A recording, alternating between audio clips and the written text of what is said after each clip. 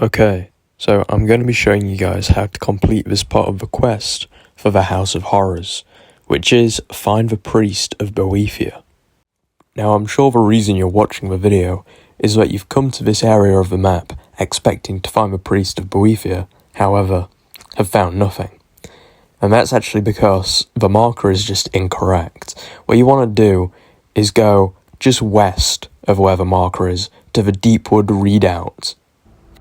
Now what you're watching here is actually footage from when I first tried to complete the quest, and I'm sure like many of you people, I struggled to find where the priest of Boethiah actually was.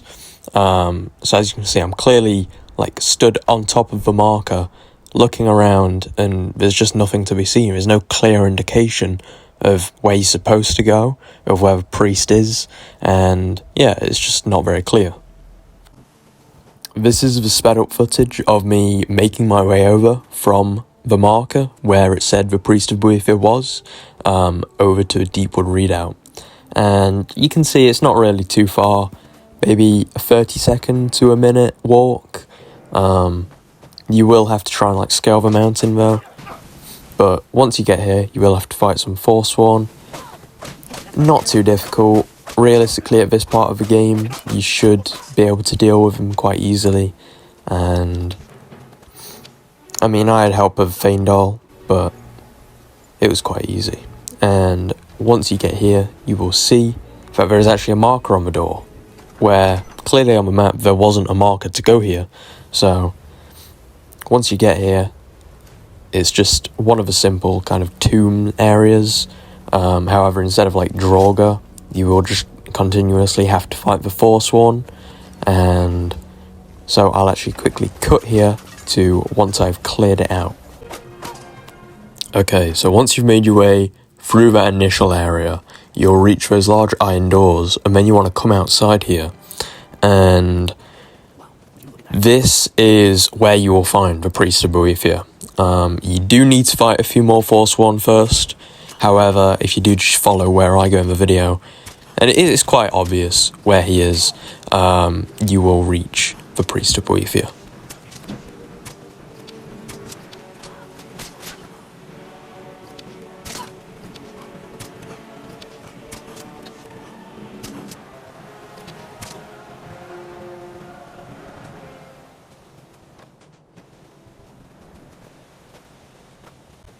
Okay, so once you've made your way through those first set of Forsworn, you will make it up here where, as you can see in the background, in that tent there, is the priest of Boethiah. Now, you just want to take down these last two Forsworn, again, fairly easy, and you can go and talk to the priest. You there? Are you here to kill me? Slay the mighty Logrove, while he sits tied and helpless. Rescue. No one knew where I was when I was taken. Who sent you?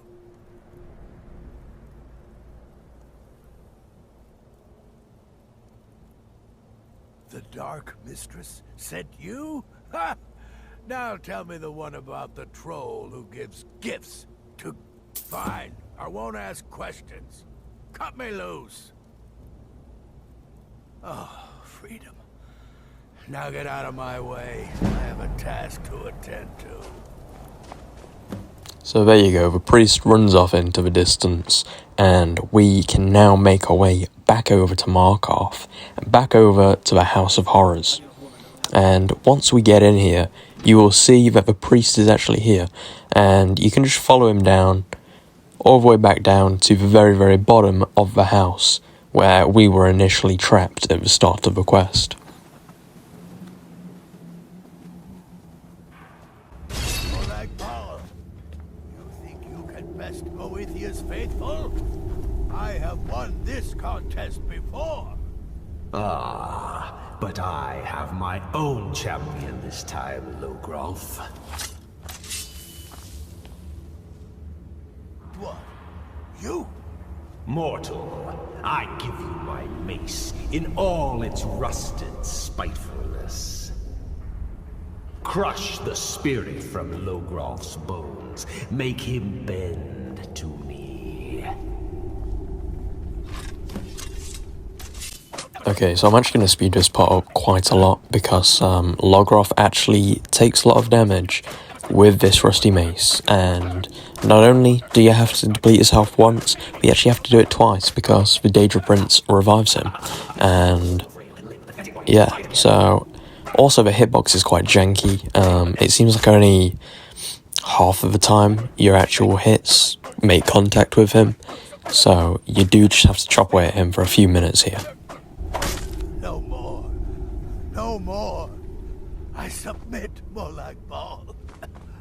I submit. You bend to me? Yes. You pledge your soul to me? Yes. You forsake the weak and pitiful Boethiah? Yes. You're mine now, Logrolf. Kill him.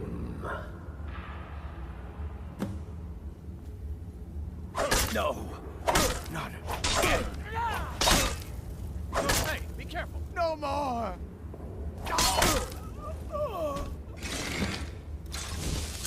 The Mace of Molag Bal.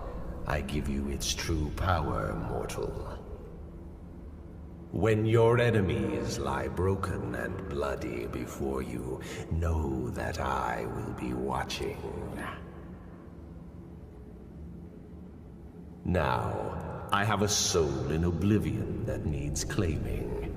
Take care of the house while I'm gone.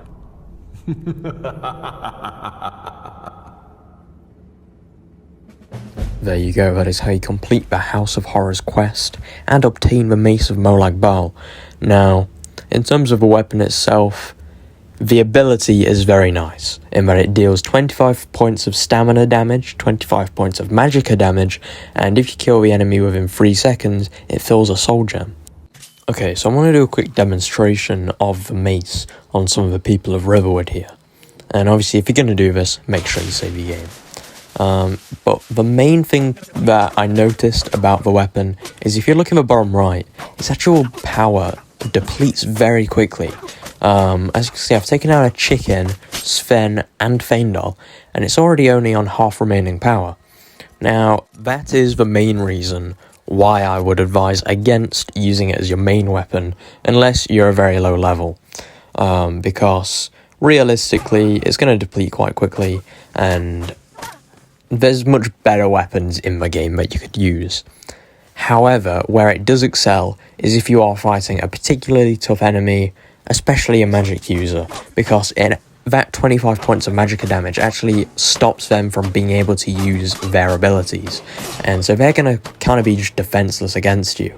And as you can see there, when I killed that last soldier, all of its power was gone, so you know, it doesn't last for too long, but in the time where you are using it, it is going to be effective, and, you know, it is going to be useful for you.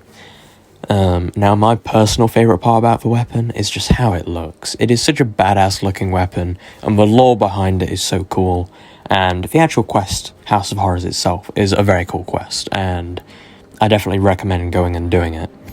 And that is where I'm going to be ending the video. If you did find it useful, please do leave a like, and if you have anything Skyrim related you would like me to cover, whether it be another quest, a weapon review, a build, or lore related, just leave it in the comments and I'll be sure to make a video on it. But yeah, as always, thank you for watching.